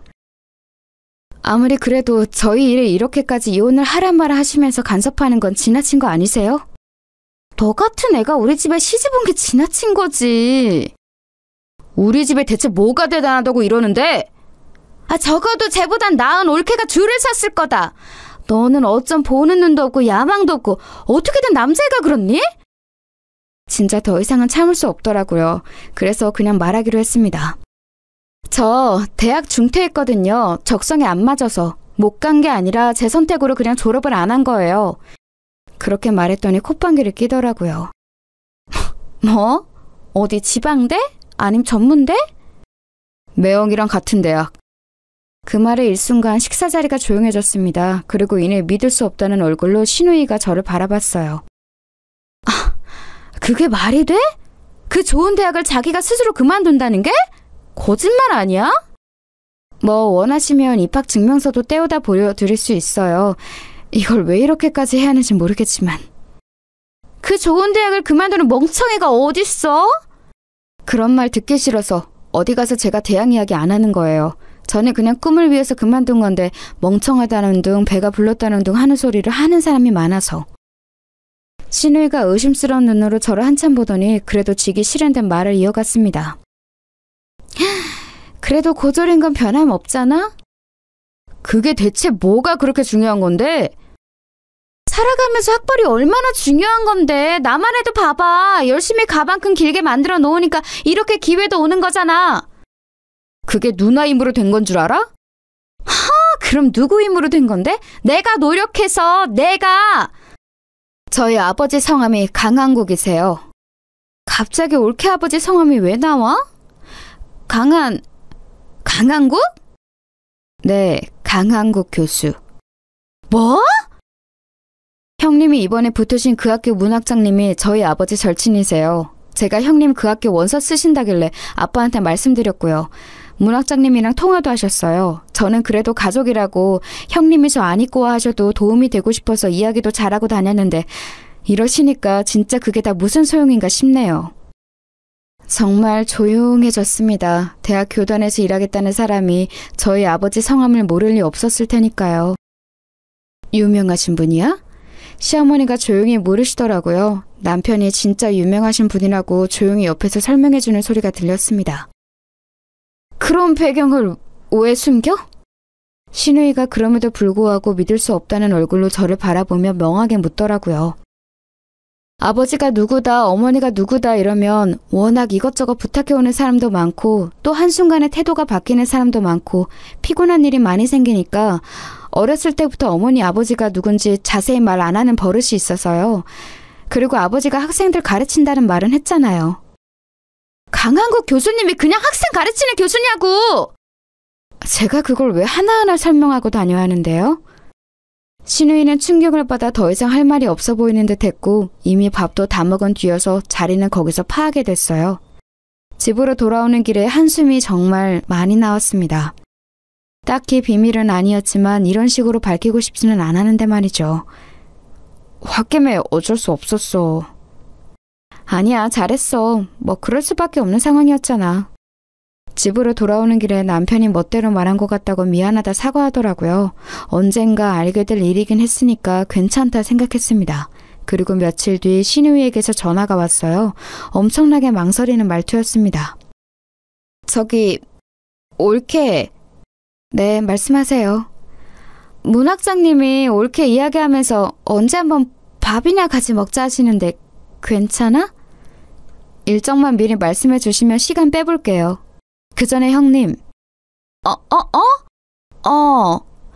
그건 그거고 어제 저한테 하신 무례한 발언들은 언제 사과하실 거예요? 제 그 말 한마디에 제가 일하는 빵집으로 달려왔더라고요. 평소에는 제 말을 들은 척도 하지 않던 사람이 말입니다.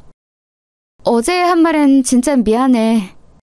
배경이 중요하지 않다는 건 아니지만 제 배경을 알기 전과 후가 이렇게 다르신 건 저도 좀 어이가 없네요. 그리고 교단에서 학생들 가르치신다는 분이 그런 몰상식한 말을 막 뱉는 건 아무리 생각해도 좀 아닌 것 같아서요. 제가 괜히 문학장님께 추천드렸나 후회 중이거든요, 지금. 제 그 말에 안색이 하얗게 질리더군요. 혹시나 제가 안 좋은 말을 전할까 걱정돼서 그런 거였겠죠. 아니, 내 생각이 너무 짧았어. 올케 말처럼 학생들 가르친다는 사람이 그런 편협한 사고방식을 가지고 있으면 안 되지. 반성하고 있어. 제가 제 배경 이야기 안 했으면 반성도 안 하셨을 거잖아요. 신우이가 한참을 그게 아니다, 내가 생각이 짧았다 변명 아닌 변명을 하고는 돌아갔습니다. 집으로 돌아가 남편에게 오늘 이야기를 했더니 남편이 되려 부끄러워하더라고요. 자기 누나가 그런 사람이라는 것에 대해서 말입니다. 그나저나 우리 회사 부부 동반 모임한다는데 당신 다음 주 금요일에 가게 빠질 수 있어? 남편 회사에서 부부 동반 모임이 있다고 하더라고요. 원래 그런 자리는 싫어해서 잘 나가지 않는 편이긴 했지만 얼마 전에 신우이에게 부인이 집만 된다는 이야기를 들었어서 그런지 이번에는 나가서 뭐든 도와야겠다는 생각이 들어서 그러겠다고 했어요. 안 와도 되는데. 그러면 당신 또 안 들어도 될 소리 들을 거잖아. 괜찮아. 괜히 부인은 왜 안 왔냐 소리 듣게 하기가 싫더라고요. 그래서 제 나름대로 집에 있는 제일 괜찮은 옷을 입고 그 자리를 나갔습니다. 원래 그런 자리 긴장하는 타입은 아닌데 왜인지 모르게 긴장이 되더라고요. 처음 나가보는 자리라 그랬던 것도 있었을 테지만 누군가에게 평가받는 기분이라 더 그랬던 것 같습니다. 남편 직장 상사들도 있는 자리에서 함부로 굴 수는 없으니까요. 그런데 제 옆자리와 앞자리에 그 남편의 승진을 누락시킨 상사의 부인과 그 부인과 동문이라 인맥으로 남편을 승진시켰다던 그 동료 부인이 앉게 됐어요. 운명의 장난인지 뭔지 말이에요. 우리는 동문이라 진짜 금방 친해졌거든요. 이런 곳에서 동문 만나기 쉽지 않은데 반가우셨겠어요. 은영 씨는 그런 건 모르지 않아요? 고졸이라고 들었던 것 같은데? 은연중에 깔려있는 저 무시, 자주 당하는 일이긴 했지만 저는 별 기분이 나빴던 적은 없는데 이 자리에서는 기분이 나쁘더라고요. 남편을 무시하는 것까지 느껴져서 더 그랬던 것 같아요. 그래서 그냥 말을 하기로 했습니다. 어차피 다시 볼 사람들도 아니고 귀찮은 일이 안 생길 거라 생각했거든요. 졸업을 안 한 거지 학교는 들어가서 아예 모르진 않아요. 그렇게 말했더니 살짝 웃는 게 보이더라고요. 보나마나 네가 나와봤자 지방대나 전문대라는 생각을 했겠죠. 아니 그게 무시할 거리가 되는 것도 웃기지 않아요? 사람의 학교를 물어보고 그걸로 판단해서 우월감을 느끼는 사람들 너무 저급하잖아요. 하지만 뭐 그런 사람들에게는 그걸로 갚아주는 게 제일 통쾌한 법이니까요. 아, 그러셨구나. 하긴 요즘 대학 자체를 안 가는 사람이 없긴 하죠. 비전이 안 보이는 학교에서 괜히 등록금이다 뭐다 돈만 쓰느니 금방 그만두고 기술 같은 거 배우는 게 현명한 방법이긴 해요. 제빵 배우신다고 하셨죠? 어머, 제빵 배우는구나. 다음에 케이크 같은 거 하나 만들어줘요. 내가 또 그런 거 맛은 기가 막히게 보거든. 자기들끼리 이미 제가 좋지 않은 대학을 들어가서 학교에서 비전을 찾지 못하고 기술을 배우라 그만뒀다고 확정을 내렸더군요. 그래서 그냥 다이렉트로 꽂아버렸어요.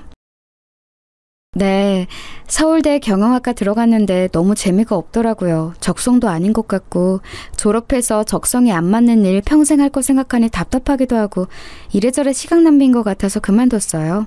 그 말에 장내가 조용해졌습니다. 설경? 그거 문과탑 아니야? 서울대 경영? 과 같은 수군거림이 들렸어요. 진짜 너무 속들이 훤히 보이더라고요. 그리고 그 부인들 2명도 신우이와 같은 눈으로 저를 멍하니 보고 있더라고요. 믿을 수 없다는 눈이었습니다. 서울대 경영이요? 네, 아들분이 제가 들어간 학교에 지원할 거라고 들은 것 같은데 맞죠? 뭐 학교는 그만뒀지만 동문들이랑은 저도 종종 만나긴 해서 잘하면 제 동문들 후배가 되겠네요. 상사분 아들이 서울대 경영학과를 준비하고 있다는 이야기를 얼핏 들은 것 같았거든요. 거길 왜 그만둬요? 진짜예요? 적성이 안 맞으면 그만둘 수도 있는 거죠 뭐. 그리고 이런 거짓말을 제가 왜 하겠어요? 금방 들통날 텐데. 그 좋은 대학을 졸업하지 않는 게 일반적이진 않잖아요. 부모님이 속 많이 썩으셨겠는데요? 그만두겠다고 하니까 1초 만에 그러렴이라고 하시던데요. 저희 아버지가 공부를 하시는 분인데 자기도 공부 지겹다고 매일 그만두고 싶으시다고요. 아버님이 아직 공부를 하세요? 만학도신가? 대학에서 학생들 가르치세요. 그 말에 한 번 더 정적이 찾아왔습니다. 교수세요? 네, 나름 유명하세요. 성함이 강한국이라고. 강한국 교수요? 이번에는 옆에 앉아서 가만히 듣고만 있던 남편 상사분이 놀라서 되물었습니다. 당신이 좋아하는 그 화가분도 강 교수님 아내분이시잖아. 아, 어머머머, 김민화 작가님이요? 어머머머머머. 둘이서 호들갑을 떨어대더라고요. 그 모습을 그냥 보고만 있었습니다. 사실 이런 호들갑을 바로 보는 건 그닥 유쾌한 일은 아니라서 그동안 말을 잘 안 했던 건데. 이 사람아, 왜 진작 말을 안 했어? 장인 장모님이 그렇게 대단하신 분들인데. 그게 제가 대단한 게 아닌데요, 뭐. 어머님, 이번 전시회도 나 이번에 갈 건데. 저는 어머니 전시회 잘 안 다녀서. 그래도 이번에는 나오면 안 돼요? 어머니한테 인사 좀 하게. 순식간에 대화의 주제와 그 모임의 주인공이 저희 부부가 되었네요. 늘 이런 상황이 싫어서 비밀로 했던 거지만 이번에는 밝히고 싶었습니다. 그런 대단한 집을 왜 굳이 숨기시는 거예요? 사실은 이런 집안이다 하고 짠 하는 이런 상황을 즐기시는 건가? 남편의 동료 부인이 띠껍다는 듯 비꼬며 이야기하더군요. 그냥 웃음이 나왔습니다. 아니요, 저희 부모님이 누구라는 이유 하나만으로 이렇게 제가 주목을 받는 게 싫어서요. 대단한 건 저희 부모님이지 제가 아닌데요. 그러면 끝까지 말 안 하시는 게 맞는 거 아닌가요? 원래는 그러려고 했어요. 제가 기분만 안 나빴으면요. 기분이 왜 나빠요? 제가 어느 대학을 입학했는지 말도 하지 않았는데 지금 제빵 일을 하고 있다는 이유 하나만으로 제가 입학한 대학이 틀림없이 안 좋은 대학일 거라 판단하고 말하는 건 말이에요. 그리고 은연중에 제빵 일에 대한 무시가 깔려있는 느낌, 그런 걸로 저를 판단당하는 게 너무 기분이 나빠서요. 제 말에 그 동료 부인분의 얼굴이 수치심으로 붉어지는 게 보였습니다. 그리고 상사분, 부인분도 민망하셨던지 입을 다무시더군요. 물론 엄마를 소개시켜줄 마음이 없었지만 그 이야기는 더 꺼내지 않을 것 같아서 다행이라는 생각을 했습니다. 집으로 돌아오는 길에 남편이 웃으며 묻더라고요. 오늘 당신이 싫어하는 거 다 했네. 그 이후로 남편은 직장에서 완전 다른 대우를 받는다고 했습니다. 심지어 저희 아빠의 사유라는 게 위에 어느 분 귀에 들어갔는지 팬이라고 사인을 받아달라는 요청과 한번 사내 강의를 모시고 싶다는 부탁 같은 걸 해왔던 모양이에요. 남편이 왜 제가 어디 가서 부모님 이야기를 안 하는지 너무 알겠다고 공감해 주더라고요. 아버지는 흔쾌히 남편의 회사에 강연을 나가기로 하셨어요. 그냥 그런 말도 들었다더라 라고만 말했지 해달라고 부탁은 하지 않았거든요. 그런데 요즘은 강의를 쉰 지 너무 오래되었고 학생들 아닌 사람들 앞에서 강의도 한번 해보고 싶으셨다고 말이죠. 그렇게 아버지가 남편 회사에 강의를 다녀오고 나서 남편은 회사에서 높으신 분들에게 돌아가면서 감사 인사를 받았다고 하더라고요. 그 이야기를 전해 들으셨는지 시댁에서도 고맙다는 전화를 받았습니다. 뭐 인맥이든 뭐든 쓸 수 있는 건 써가면서 사는 것도 나쁘지 않다는 생각이 들긴 했었어요. 그리고 얼마 뒤 시누이가 말한 식사 자리가 있었어요. 아버지 지인인 학장님과 시누이 그리고 저 이렇게 세 사람이 말입니다. 아이고 은영아 이게 얼마만이냐 잘 지냈어? 저야 뭐 늘 좋죠. 아저씨도 건강하시죠? 그럼 아버지는 잘 지내시지? 두 분 자주 안 보세요?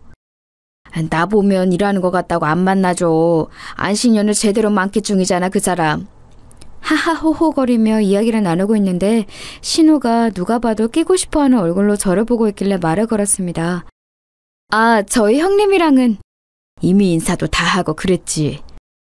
그럼 옳게 이야기도 많이 했어. 칭찬을 엄청 하시던데? 은영이가 좀 싹싹하고 착해야지. 내가 은영이 어렸을 때부터 은영이가 하는 말은 다 잘 들었어. 은영이가 하는 말은 다 맞았거든. 자네 그 신뢰를 높이 산 거야. 그럼요. 제가 옳게 복이 있네요. 아니 뭐 솔직히 웃기긴 했어요. 그렇게 고졸이네 뭐네 하면서 무시할 때는 언제고 이제 옳게 복이라니요. 물론 속으로 웃고 말았지만 말입니다. 식사 자리는 별 문제 없이 잘 마무리가 됐어요. 식사를 마치고 나오는 길에 신우이가 그러더군요. 고마워 옳게. 아니에요. 뭐 진심으로 고마워하는 얼굴이라기보다 해야 해서 하는 인사 같았지만 말입니다. 본인도 민망하긴 했겠죠. 그렇게 무시하던 옳게 되고 이렇게 보고 있으니 말입니다. 그렇게 또 얼마간의 시간이 흘렀어요. 아버지께 건너듣기로는 신우이는 강의도 곧잘하고 평판도 나쁘지 않은 것 같았습니다. 안에서 새는 바가지에 밖에서도 셀까봐 걱정을 많이 했는데 다행히 그렇지는 않은가 보더라고요. 사실 말실수 같은 걸 하면 어쩌나 걱정을 많이 했거든요. 그리고 섣불리 제 시누이라고 말했나 하는 후회도 하긴 했었고요. 그런데 이 걱정은 아니라 다를까 금방 현실이 되고 말았습니다. 왜 슬픈 예감은 언제나 들어맞는 걸까요? 사건의 발단은 이랬어요. 학교에서 저소득층 가정을 대상으로 학생들을 지원해주는 프로그램이 있는데 그 심사를 시누이가 했나 보더라고요. 그래서 자기 강의를 듣는 학생 중에 누가 어떤 환경인지를 좀 알게 되었던 모양입니다. 어떤 주제를 두고 학생과 논쟁을 하던 와중에 그 학생에게 엄청난 말실수를 한 것 같더라고요. 학생은 이 전공을 왜 듣는 건가? 그게 무슨 말씀이세요? 듣고 싶으니까 듣죠? 학생 집안 형편이 듣고 싶다고 듣고 이런 형편이 아닐 텐데? 취직에 도움이 되는 학점 이수가 더 중요한 거 아닌가? 졸업하면 바로 취직을 해야지.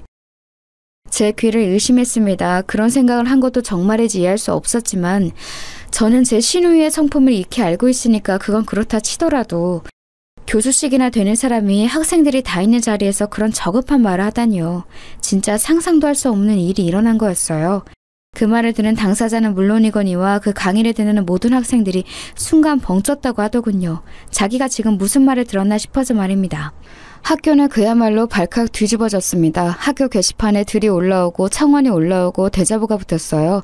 요즘 같은 세상에 학생의 형편이나 집안 환경으로 자신의 우월감을 뽐내는 사람이 교수라니, 그것도 다른 학생들이 모두 듣는 강의에서 그런 발언을 한 신우이의 몰상식함에 모두가 경악을 금치 못했습니다. 지금 이 말을 하고 있는 저도 계속 어이가 없는데 다른 사람들은 물론 더 하겠죠. 신우이의 진짜 모습을 모르는 사람들 말이에요.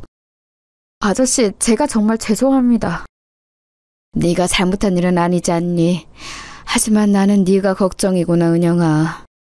아저씨는 제가 그런 사람이 있는 집에 시집을 간 걸 걱정하고 있는 것 같았습니다. 그건 어머니, 아버지도 마찬가지였어요. 저희 부모님도 그 발언을 듣고 정말 경악을 금치 못하셨거든요.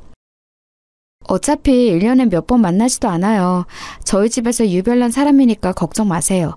다들 좋으신 분들이에요. 걱정하는 부모님께 제가 어디 참고 살 사람이냐고 신우이만 그런 거다라고 몇 번을 말했는지 몰라요. 아무튼 그렇게 여기저기 전화를 받으며 저도 하기 싫은 이야기들을 해야 할 때쯤 신우이가 찾아왔습니다. 연락도 없이 말이죠.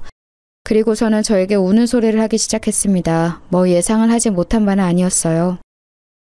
올케, 진짜 한 번만 더 기회를 달라고 말 좀 전해줘. 나는 만나주지도 않으셔. 어떻게 대꾸를 해야 할지도 알 수 없어서 그냥 어이없이 바라보고 있었습니다. 그랬더니 완전히 매달리시듯이 하더군요. 내가 너무 잘못한 거 나도 너무 잘 알아. 하지만 한 번 실수잖아. 한 번은 봐줄 수도 있는 거 아니야? 만나주지도 않으시는 거 너무한 거 아니냐고. 울면서 그렇게 말하더라고요. 너무 큰 말실수고 여기저기 기사까지 뜬 일이라 바로 징계위가 열렸고 교수 해임 쪽으로 결론이 난 것 같더라고요. 학교 입장에서는 당연한 처사였습니다. 데려온 지 얼마 되지도 않은 새파랗게 어린 교수가 이런 대형 사고를 친 거니까 말입니다. 울며 저에게 빌고 있는 신우이를 보며 담담한 어조로 말했어요. 그 친구에게는 사과는 하셨어요? 했는데 사과를 받아줄 마음이 없대. 그 친구가 용서를 해야 다음도 있는 거 아니겠어요? 상처를 받은 당사자가 용서를 못하겠다는데 뭐 어떡해요? 그랬더니 신우가 본인 성격을 이기지 못하고 또 막말을 시작하더군요. 없이 산 애들은 이게 문제야. 그놈의 자격지심. 누가 그냥 한 말을 확대 해석해서 자기를 향한 공격으로 여기고 일을 키우고 문제 삼고 그런 거 말이야. 그냥 쿨하게 넘길 수도 있는 거잖아? 그게 안 돼, 없이 산 애들은. 저는 태어나서 형님처럼 교양 없고 생각 없이 말을 뱉는 사람은 처음 보거든요. 제 말에 신우이가 방금 무슨 소리를 들었나 한참 저를 바라보더군요. 뭐? 생각한 대로 다 뱉는다고 그게 말이 아니죠. 형님은 남을 상처 주는 말을 아무렇지 않게 하면서 자기 좀 안 좋은 소리 들었다고 이렇게 역정을 내시는데, 그 친구는 자기가 잘못하지도 않은 일로 그렇게 모욕적인 말을 들은 거니까요. 당연히 용서가 안 되는 거 아니겠어요? 그래서 내가 잘못했다고 했잖아. 잘못했다고 하면 아, 네, 그러시군요 하고 무조건 용서를 해야 하나요? 아직 용서를 못하겠어도? 형님은 그게 문제예요. 자기 일에는 파르르거리면서 조그만 일에도 크게 화를 내면서 자기가 한 몰상식하고 개념 없는 말에 남이 정당하게 화를 내는 건 이렇게 못 견뎌 하시니 제가 추천하면서도 괜한 사람 추천하나 싶었었는데 그 후회를 이렇게 빨리 다시 하게 만들어 주시다니 그것도 참 대단하시고요. 그래서 지금 학장님께 내 이야기를 해줄 수 없다는 말이야? 네. 제 그 말에 신우의 얼굴을 험악해지기 시작하더군요. 그래도 그치지 않고 말을 이어갔습니다. 학장님이 별 문제 삼지 않는다고 해도 제가 찾아가서 형님은 그 자리에 맞는 인재가 아니라고 제가 한 말은 물러야 할 판국에 뭐라고요? 저보고 다시 전화해서 형님 부탁을 해달라고요? 그러고 싶지도 않지만 그래서도 안 되죠. 내가 앞으로 안 그러겠다고 반성한다고 했잖아. 이를 앙불고 말하더군요. 웃음이 나왔습니다. 지금 형님의 태도는 반성하려는 사람의 태도도 아니거니와 그렇다고 해도 잘못에 대한 대가는 치르셔야죠. 저는 형님을 소개시켜준 걸로 이미 신뢰를 잃었어요. 저한테도 사과하셔야 해요. 제가 절대로 안 해줄 거라는 걸 알았는지 벌떡 일어나더군요. 그리고는 다시 그 전에 저를 무시하고 막대하던 신우의 모습으로 돌변해 있었습니다. 역시 짐작대로였어요. 너같이 하등 쓸모없는 게 옳게라고 봐줬더니 지 집안이 좀 괜찮다고 신우의 말을 이렇게 무시를 해? 말은 바로 하세요. 이 모든 걸 다 차버린 건 형님이에요. 제가 아니라. 저를 노려보며 한참을 씩씩거리더니 돌아가더군요. 그리고 시어머니에게 가서 말을 전했는지 시어머니도 저에게 전화가 왔습니다. 자기 불리한 건 쏙 빼놓고 별 큰 잘못도 아닌데 유난을 떨었다는 식으로 이야기했더라고요. 그래서 모든 사건의 정황을 정말 토시 하나 빠뜨리지 않고 상세하게 이야기했어요. 그랬더니 오히려 나쁘끄럽다며 사돈 어르신들에게 미안하다고 전해달라시더군요.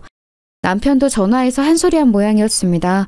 그리고 시어머니와 시아버지도 마찬가지였고요.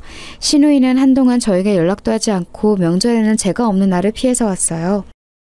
그러고 다시 교수를 준비한다는 이야기를 들었지만 얼마 뒤엔 다 그만뒀다는 이야기를 들었습니다. 당연하죠. 이미 소문이 날 대로 단 한 사람을 어느 학교에서 데려가겠어요. 그것도 그런 사건으로 말입니다.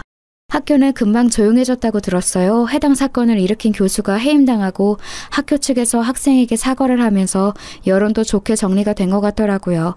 혹시나 학교에 누가 됐으면 어쩌나 싶어서 밤에 잠도 설쳤는데 다행인 일이었죠 뭐.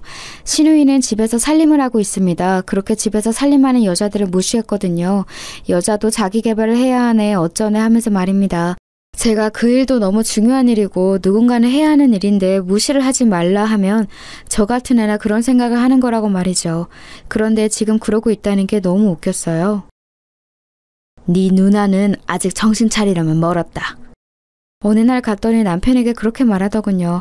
마트에서 어머님이랑 장을 보는 와중에 직원이랑 시비가 붙었는데 거기에서도 마트에서 일이나 하는 주제라고 했다가 어머니에게 뒤통수를 한 대 맞았대요. 그 나이에 말입니다.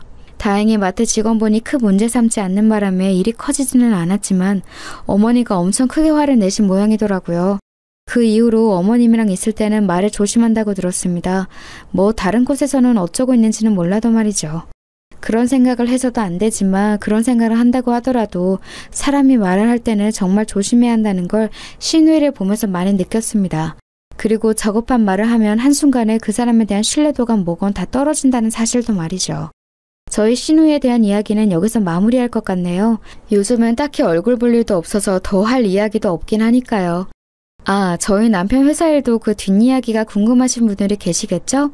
어머니가 전시회에 갔다가 남편 회사 상사분이 부인이라는 분과 마주쳤어요.